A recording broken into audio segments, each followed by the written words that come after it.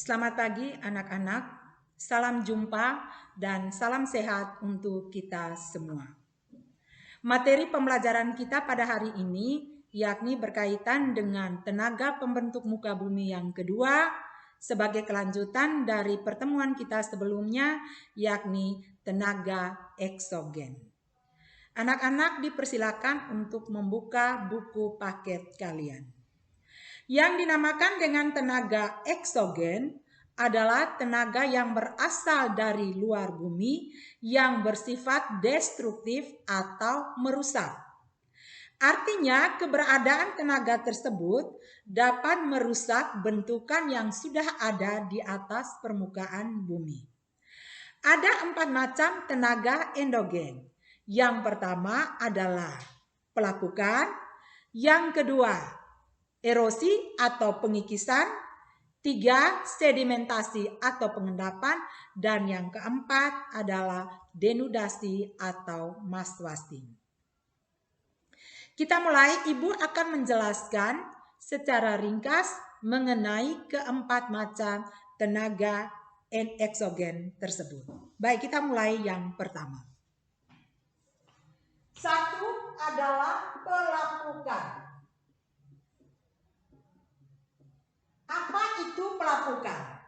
Pelapukan adalah peristiwa penghancuran massa batuan baik secara fisik, kimiawi maupun biologis. Ibu ulangi, pelapukan adalah peristiwa penghancuran massa batuan baik secara fisik, kimiawi maupun biologis. Ada 4 faktor yang mempengaruhi proses pelapukan tersebut. Yang pertama adalah keadaan struktur batuan. Keadaan struktur batuan. Struktur batuan itu sangat mempengaruhi proses terjadinya atau sangat mempengaruhi proses pelapukan. Di mana batuan yang strukturnya kuat, teguh, itu akan lama terjadi proses pelapukan dibandingkan dengan batuan yang strukturnya lembek, lunak, itu akan mudah sekali terjadi proses pelapukan. Biasanya batuan yang cepat sekali terjadi proses pelapukan adalah sejenis batuan sedimen. Batuan sedimen itu sebenarnya kumpulan daripada batuan-batuan beku yang terlepas setelah terjadi pelapukan, terikat satu sama lain, maka terbentuklah yang dinamakan dengan batuan sedimen. Yang kedua, keadaan topografi atau relief permukaan bumi. Keadaan relief atau topografi di suatu wilayah, di mana daerah yang berbukit akan cepat terjadi proses pelapukan atau penghancuran massa batuan dibandingkan dengan daerah rata atau daerah lembah. Kenapa demikian? Di daerah yang berbukit, dia tidak terhalang oleh vegetasi apapun. Dia langsung mendapat pemanasan matahari, siangnya panas, malamnya dingin, dan seterusnya akan memudahkan terjadinya proses pelapukan. Yang ketiga, keadaan cuaca dan iklim. Keadaan cuaca dan iklim. Keadaan cuaca dan iklim ini juga sangat mempengaruhi proses pelapukan berkaitan dengan unsur-unsur cuaca dan iklim. Unsur-unsur cuaca dan iklim yang sangat mempengaruhi pada proses pelapukan seperti temperatur, curah hujan, kelembapan udara, dan juga angin. Dan yang keempat adalah keadaan vegetasi atau tumbuhan penutup. Semakin banyak tumbuhan maka akan mempercepat proses pelapukan. Tumbuhan dengan akarnya dapat membelah batuan tersebut menjadi butiran-butiran yang lebih kecil. Baik, ini adalah keempat faktor yang sangat mempengaruhi proses pelapukan. Yang berikut, kita masuk pada jenis-jenis pelapukan. Ada 3 macam pelapukan. Yang pertama adalah pelapukan mekanik. pelapukan mekanik atau pelapukan fisik. Mekanik atau pelapukan fisik. Pelapukan mekanik atau fisik ini adalah proses pelepasan batuan menjadi butiran-butiran yang lebih kecil tanpa atau dengan tidak merubah struktur kimiawi batuan tersebut.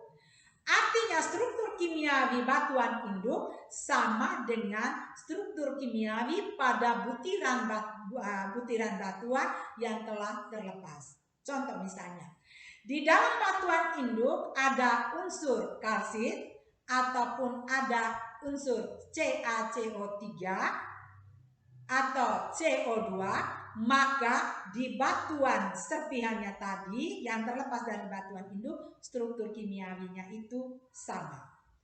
Yang berikut, yang kedua, pelapukan kimiawi atau kemis. Kimiawi atau kemis. Nah, pelapukan kimiawi ini adalah proses pelapukan batuan disertai dengan perubahan struktur kimiawi batuan tersebut.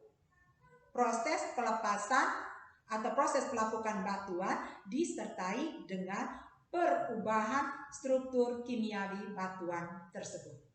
Nah, biasanya pelapukan kimiawi ini terjadi di daerah kapur atau di daerah karst, di mana di daerah tersebut banyak terdapat batuan kapur.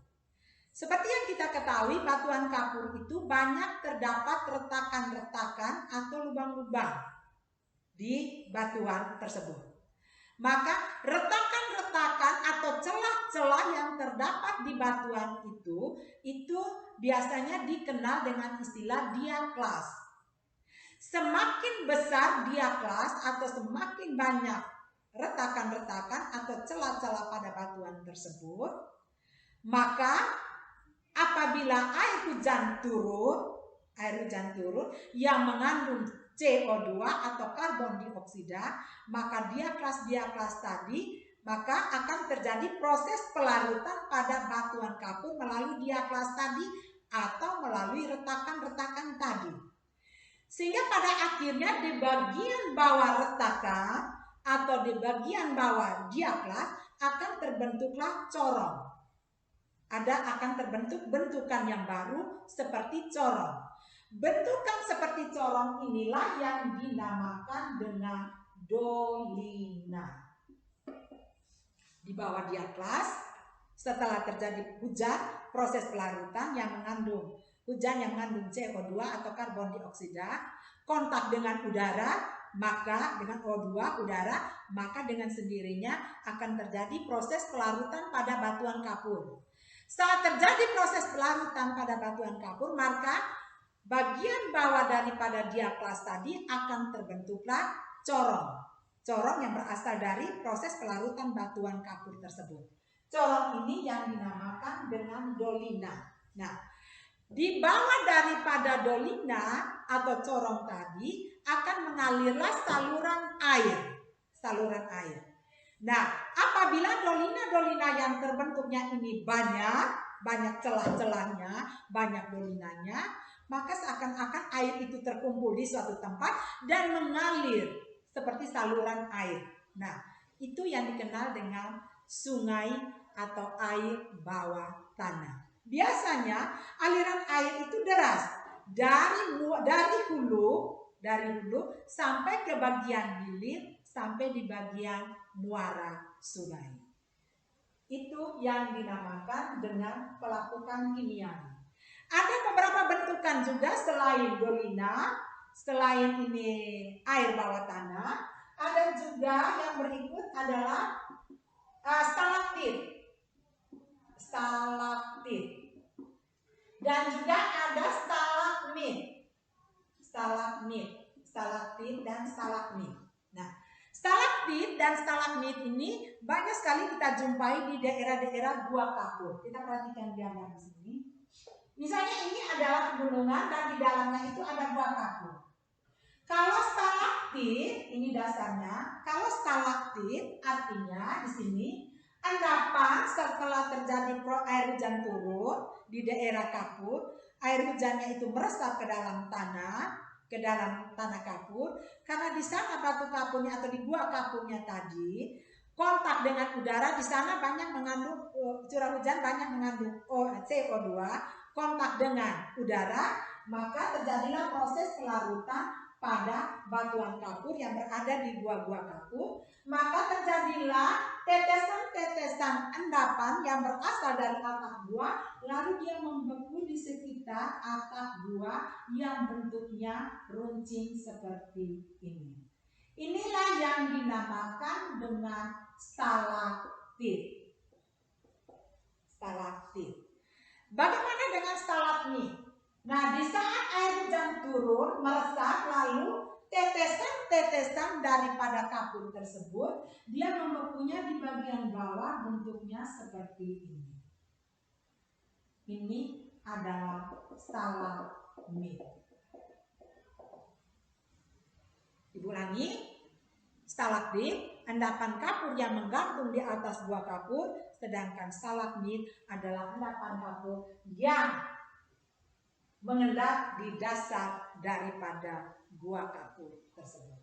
Yang ketiga adalah pelapukan organik.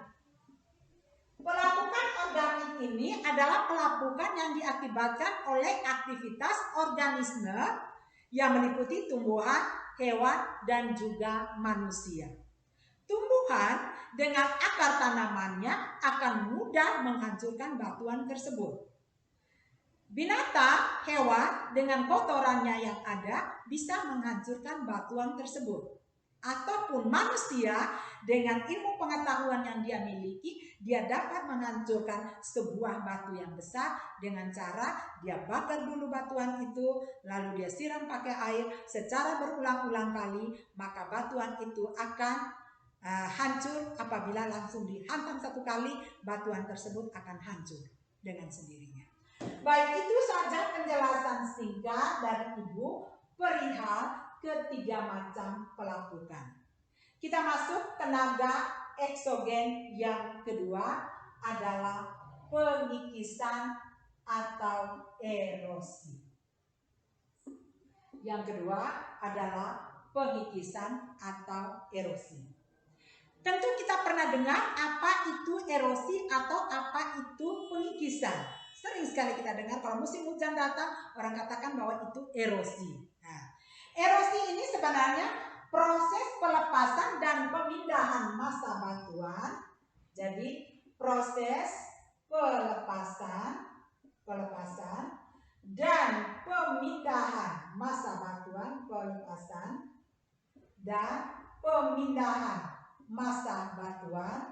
Jadi proses pelepasan dan pemindahan massa batuan secara alamiah,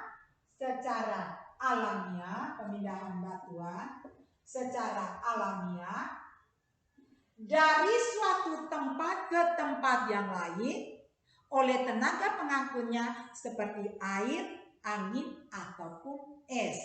Jadi Ibu ulangi, yang dinamakan dengan erosi atau pengikisan ini adalah proses pelepasan dan pemindahan massa batuan oleh secara alamiah dari suatu tempat ke tempat yang lain oleh tenaga pengangkutnya berupa air, angin, atau es.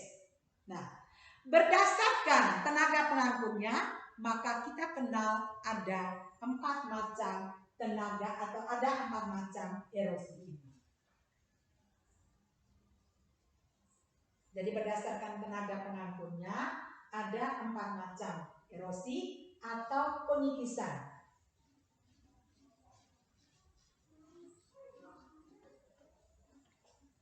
Yang pertama adalah ablasi. Jadi yang pertama, jadi 2 tadi erosi. Ada 4 macam erosi berdasarkan tenaga pengangkutnya. Yang pertama adalah ablasi. Yang kedua adalah abrasi. Dan yang ketiga adalah eksarasi. eksalasi. Dan yang keempat adalah deflasi atau korasi. Deflasi atau korasi. Baik, Ibu akan menjelaskan secara singkat perihal keempat macam erosi ini. Abrasi. Abrasi ini adalah erosi yang diakibatkan atau disebabkan oleh air yang mengalir. Erosi yang disebabkan oleh air yang mengalir. Contoh misalnya, hujan terjadi secara terus-menerus di suatu tempat atau di suatu wilayah. Lalu kita lihat ada banjir, air yang mengalir di atas permukaan bumi atau runoff. Air yang mengalir di atas permukaan bumi setelah hujan lebat terjadi secara terus-menerus. Maka kita lihat seakan-akan ada air yang mengalir. Bukan seakan, tapi air itu mengalir di atas permukaan bumi atau telah terjadi runoff di sana. Maka aliran air tersebut seakan-akan dapat mengikis tanah atau batuan yang berada di sekitarnya. Maka yang demikianlah, banjir yang demikian kita namakan dengan ablasi. Pengikisan yang dilakukan oleh tenaga air yang mengalir. Sehingga itu yang dinamakan dengan ablasi. Erosi tapi terjadi karena air yang mengalir. Nah, yang kedua, abrasi. Abrasi ini adalah erosi yang diakibatkan atau disebabkan oleh air laut. Air laut. Nah, perihal erosi yang disebabkan oleh air laut ini berkaitan dengan gelombang laut. Semakin tinggi gelombang laut, maka gelombang laut itu akan menghantam berbagai material yang ada di pesisirnya, batuan ataupun tanah yang berada di pesisirnya. Sehingga batuan itu lama-kelamaan dia akan jatuh ke bagian dasar pantainya. Sehingga abrasi adalah erosi yang disebabkan oleh air laut. Yang berikut, yang ketiga adalah eksalasi. Eksalasi ini adalah erosi yang diakibatkan oleh pengerjaan es. Ini biasanya terjadi di daerah-daerah yang hujannya adalah hujan salju. Nah, yang keempat, deflasi. Deflasi ini atau korasi adalah erosi yang disebabkan oleh pengerjaan angin. Nah, awalnya angin hanya membawa butiran-butiran debu atau pasir ataupun kerikil dari tempat yang satu lalu dia hantam terbangkan ke tempat yang lain. Tetapi angin juga bisa menghancurkan atau bisa mengikis batuan yang besar. Contoh, misalnya seperti ini. Contoh lihat. Ini adalah batu besar. Angin berasal dari dua arah yang berlawanan seperti ini. Maka batuan yang semulanya bentuknya bulat akan berbentuk seperti batu jamur.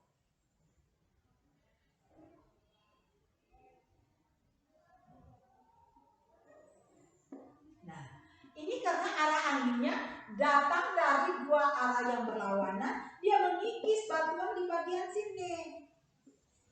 Maka materialnya ini akan terlepas ke bawah, sisanya ini seperti batu jamur. Itulah aktivitas ini angin yang dapat mengikis sebuah batu yang besar menjadi hilang sebagian dan bentuknya akan seperti ini. Itu adalah deflasi atau korasi. Baik, kita tinggalkan yang ini. Yang ketiga adalah sedimentasi. Jadi tenaga eksogen yang ketiga adalah sedimentasi atau pengendapan.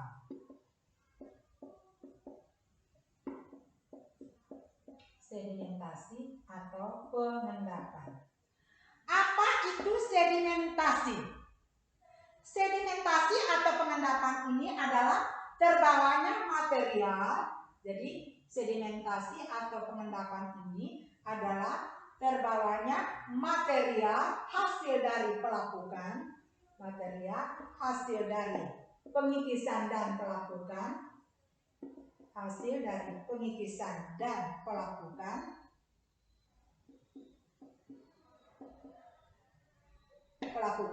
oleh tenaga air, angin, tepung es dan diendapkan di tempat yang lain. Nah,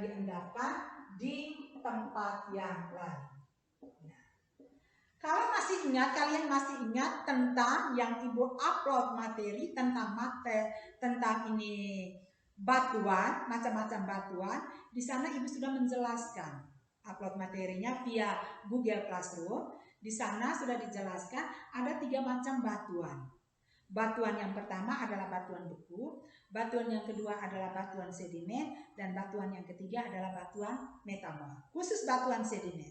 Batuan sedimen itu sebenarnya batuan yang berasal dari pelapukan batuan beku atau batuan metamorf, terbawa oleh air, angin atau es, dan diendapkan di tempat yang lain. Setelah mengalami proses pelapukan, maka batuan itu akan pecah menjadi butiran-butiran yang lebih kecil seperti ini. Ini batu pecah. Setelah terjadi proses pelapukan, maka akan jatuh sebagai butiran-butiran yang lebih kecil. Seperti ini. Lalu terbawa oleh air atau angin dan diendapkan di tempat yang lain.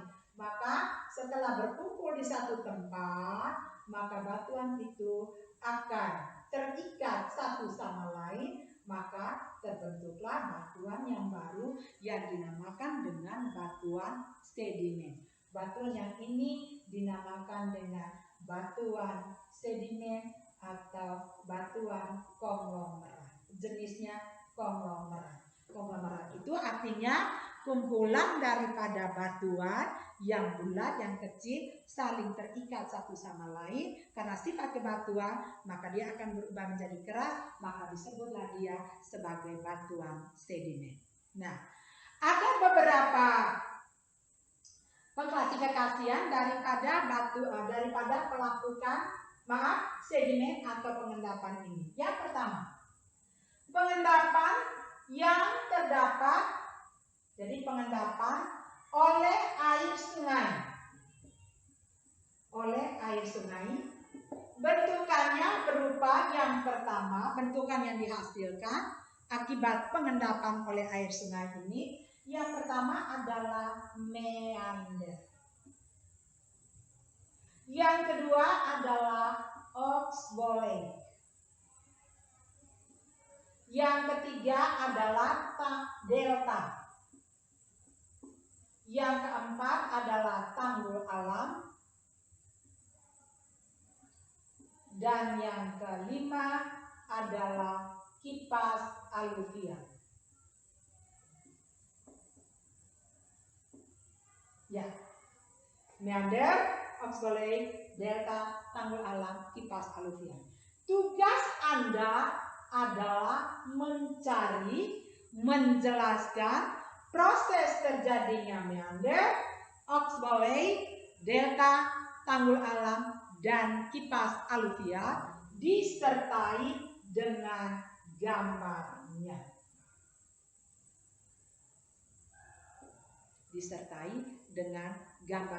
Masing-masing.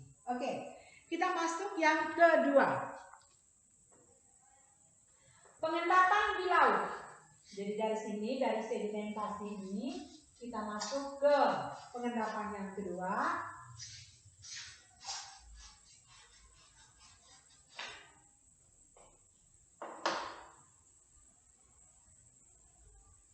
Adalah pengendapan di laut.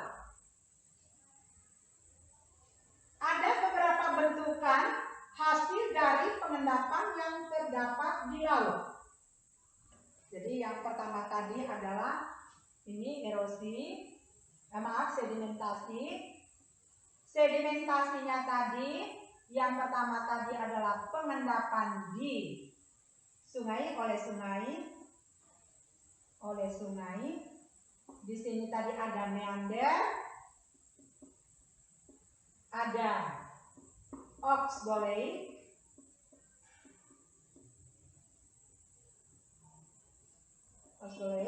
yang ketiga ada delta, 4 danau tapal kuda, delta, terus ini tanggul alam, dan kipas aluvial.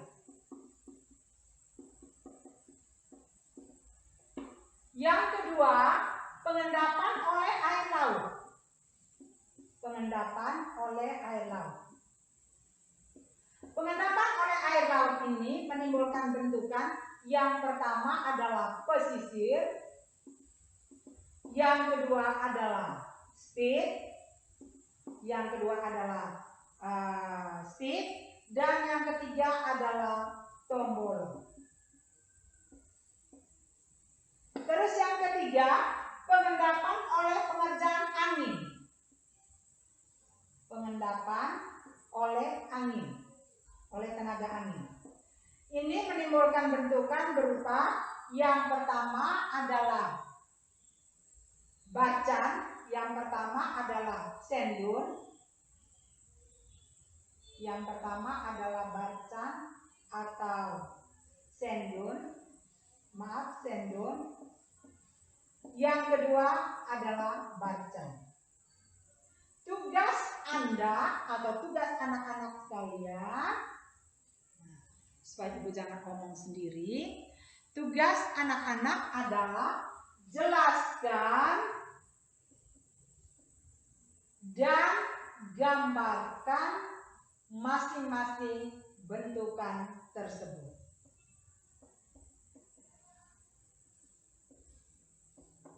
Jelaskan dan gambarkan masing-masing bentukan tersebut.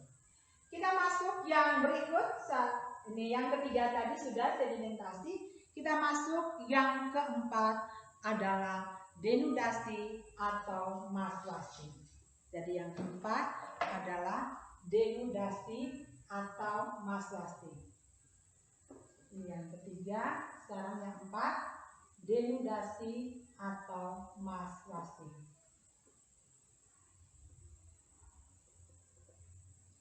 Denudasi atau maswasting ini adalah pergerakan massa batuan secara besar-besaran. Jadi ini yang keempat, denudasi atau maswasting. Denudasi atau maswasting. Denudasi atau maswasting ini adalah proses pemindahan massa batuan atau tanah secara besar-besaran dari daerah yang lebih tinggi ke daerah yang lebih rendah karena adanya gaya gravitasi.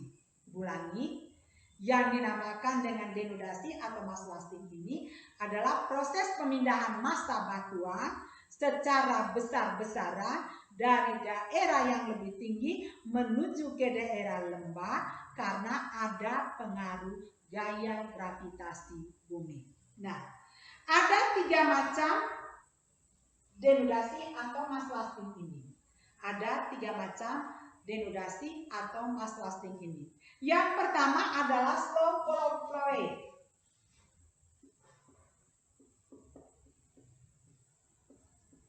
Yang pertama adalah slow flow. Yang kedua adalah rapid flow. Rapid flow. Dan yang ketiga adalah landslide. Yang ketiga adalah landslide. Baik, kita akan melihat satu persatu apa itu yang dinamakan slow flow. Slow flow. Slow flow ini orang sering sebut dengan rayapan. Orang sering sebut dengan rayapan. Apa itu slow flow? Slow flow ini sebenarnya pergerakan massa batuan atau tanah dari daerah yang lebih tinggi atau ke daerah yang lebih rendah. Itu pergerakannya itu dalam waktu yang sangat lambat, pelan. Nah, Ibu ulangi, slow flow ini itu adalah pergerakan massa batuan atau tanah dari daerah yang lebih tinggi menuju ke daerah yang lebih rendah dalam waktu yang sangat lama atau pelan. Nah, peristiwa ini dapat kita ketahui apabila kalau kita berjalan di suatu tempat, kita melihat kalau pohon atau tiang listrik yang seharusnya berdiri tegak, lalu kita melihat tiang listrik itu agak miring, maka besar kemungkinan wilayah tersebut telah terjadi slow flowing atau rayapan. Misalnya tiang listrik ini jalan, ini tiang listrik.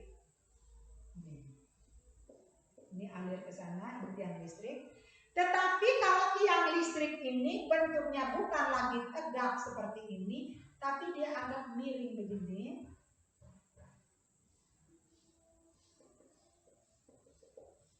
Nah, ini besar kemungkinan wilayah tersebut telah terjadi rayapan atau slow flow wave. Jadi tanah turun tapi cara kerjanya itu lama. Yang kedua adalah rapid flow wave. Rapid flow wave ini itu perpindahan massa batuannya itu relatif lebih cepat dibandingkan dengan rayapan. Perpindahannya itu lebih cepat dibandingkan dengan rayapan. Ini terjadi karena di daerah tersebut tanahnya itu sudah jenuh air. Artinya airnya itu tidak bisa meresap ke dalam tanah, maka seakan-akan dia berada di atas. Sehingga dengan sendirinya mudah sekali terjadi perpindahan tanah atau longsoran dari daerah yang lebih tinggi ke daerah yang lebih rendah. Yang berikut landslide. Karena landslide ini orang sering sebut dengan longsoran.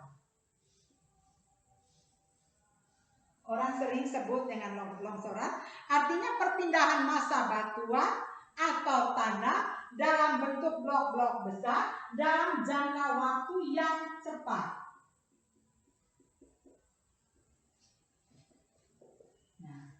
Ibu ulangi, perpindahan massa batuan atau tanah dalam bentuk blok-blok besar dalam jangka waktu yang relatif cepat. Sehingga Ibu ingat meluruskan lagi, ada 3 macam denudasi.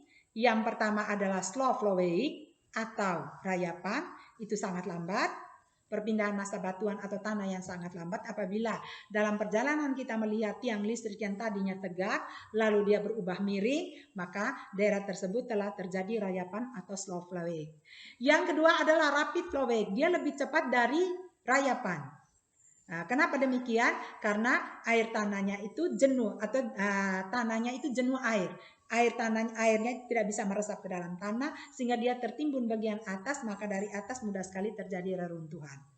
Yang berikut adalah landslide atau longsoran. Itu artinya perpindahan batuan yang massa tanah atau batuan itu dalam waktu yang relatif lebih cepat daripada rayapan dan juga rapid flowing.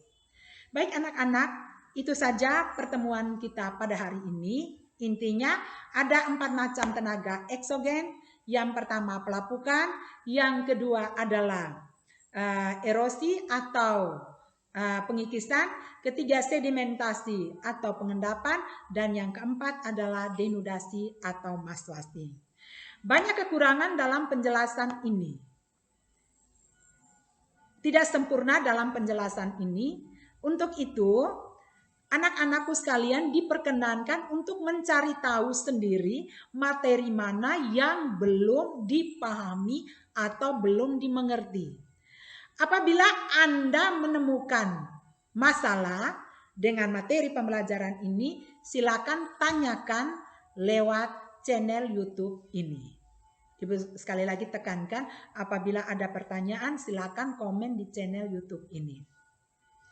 Tugas Anda hanya satu tadi, yakni jelaskan dan gambarkan berbagai macam pengendapan yang dilakukan atau yang dilakukan disebabkan oleh tenaga air. Ada oleh pengendapan atau sedimentasi oleh sungai, air, dan juga angin. Ada meander, ada oxboleic, ada delta, tanggul alam, dan kipas aluvial untuk air. Sedangkan untuk laut ada pesisir, ada spit, ada tombolo. Sedangkan oleh angin itu ini ada Sendun dan juga ada Barcan. Tugas Anda mencari tahu lewat internet atau apapun Anda kerjakan, ada gambar, kirimkan via Google Classroom atau WA Japri. Baik anak-anak, itu saja penjelasan dari Ibu untuk pertemuan kita hari ini. Sampai jumpa pada pertemuan berikutnya dengan materi yang berbeda. Akhir kata, terima kasih, tetap jaga kesehatan, tetap semangat, tetap pakai masker, selalu cuci tangan, dan hindari dari kerumunan orang banyak. Sampai jumpa. Tuhan memberkati.